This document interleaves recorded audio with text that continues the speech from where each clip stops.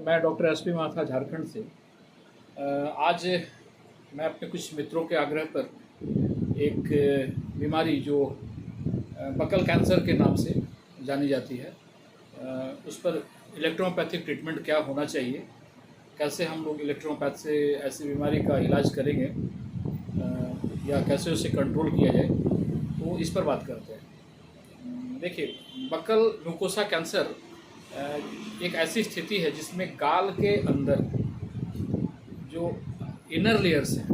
जिसे buckle mucosa भी हम लोग कह सकते हैं, इसमें होने वाले एक प्रकार का कैंसर जो बकल म्यूकोसा कैंसर के नाम से जाना जाता है। ये सिर और गर्दन के कैंसर के ही जैसा एक प्रजाति है, जो सिर के कैंसर में या गर्दन के कैंसर में उसी टाइप का ये कैंसर ये भी होता है, बकल म्यूकोसा कैंसर। जो स्क्वामस सेल कार्सिनोमा के रूप में क्लासिफाइड किया जाता है, और बकल म्यूकोसा एक सॉफ्ट वेटेड गीली आकृति के म्यूकस मेम्ब्रेन है, जिनमें कह सकते हैं कई एक लेयर ऑफ टिश्यूज या कई एक टिश्यू के लेयर से बनी होती है। इनमें जो इन्फेक्शन होता है,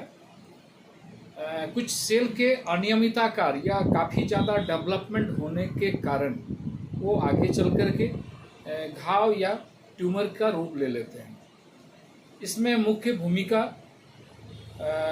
बहुत ज़्यादा एसिडिक भोजन, धूम्रपान,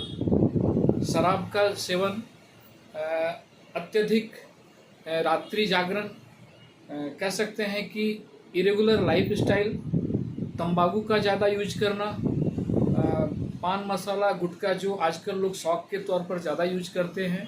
कहीं ना कहीं ये बकल म्यूकोसा को बहुत ज़्यादा इन्फेक्टेड करते हैं, जिनके कारण से इस प्रकार की बीमारी ज़्यादा फैल रही है। कभी कभी तो इसके चलते जॉ लॉक जैसी समस्या भी आ जाती है। तो ऐसी परिस्थिति में ये इसका जो कलर होता है बकल म्यूकोसा कैंसर का, ये लाल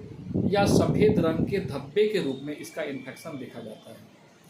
जनरली इसका ट्रीटमेंट एडवांस पैथी में सर्जरी, रेडियोथेरेपी या कीमोथेरेपी के रूप में किया जाता है, लेकिन इलेक्ट्रो होम्योपैथ में जो हम लोग इसका ट्रीटमेंट देंगे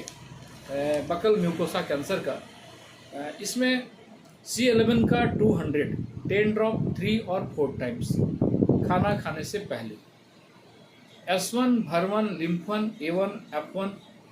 BE का D6 में 10 ड्रॉप 3 टाइम्स बिफोर मील, और S10 भर2 का D3 में 10 ड्रॉप 3 टाइम आफ्टर मील, भेन1 का 200 डेली 1 डोज सुबह खाली पेट, और F1 का 200 10 ड्रॉप 3 टाइम डेली। कुछ समय के बाद पेशेंट का फीडबैक लेने के बाद कंडीशन के अनुसार ये डाइल्यूशंस को हम लोग आगे चेंज करते हैं, और समय समय पर पेशेंट का फीडबैक लेकर के जब तक पेशेंट पूरी तरह से क्योर ना हो जाए तब तक इनके ट्रीटमेंट में, डाइल्यूशंस में और पोटेंसीज में कुछ चेंजिंग करना ज़रूरी हो जाता है। एक ही पोटेंसी पर पूरे ट्रीटमेंट को करना संभव नहीं है, इसलिए कंडीशन के अनुसार पोटेंसी को या डाइल्यूशंस को हम लोग चेंज करते हैं। पेशेंट का इसमें कुछ परहेज, जैसे खट्टा बिल्कुल बंद रहेगा, तेल मसाला रिच फूड, ऑयली फूड, बहुत ज़्यादा मांस, मदिरापान, धूम्रपान या ऐसे कुछ नशीले ड्रग्स, पान मसाला वगैरह गुटखा के रूप में, तंबाकू के रूप में, जो अधिकतर काफ़ी देर तक मुंह में दबा कर रखते हैं, जो कहीं ना कहीं इस प्रकार के इन्फेक्शन को और ज़्यादा फैलाते हैं, इससे परहेज करना पड़ेगा। और साथ ही साथ पेशेंट को एक टेंशन फ्री लाइफ, शुद्ध वातावरण में अपने आप को रखना, शुद्ध भोजन लेना, शुद्ध पानी पीना, सुबह शाम थोड़ा मॉर्निंग वॉक और इवनिंग वॉक खुली हवा में करना आवश्यक हो जाता है।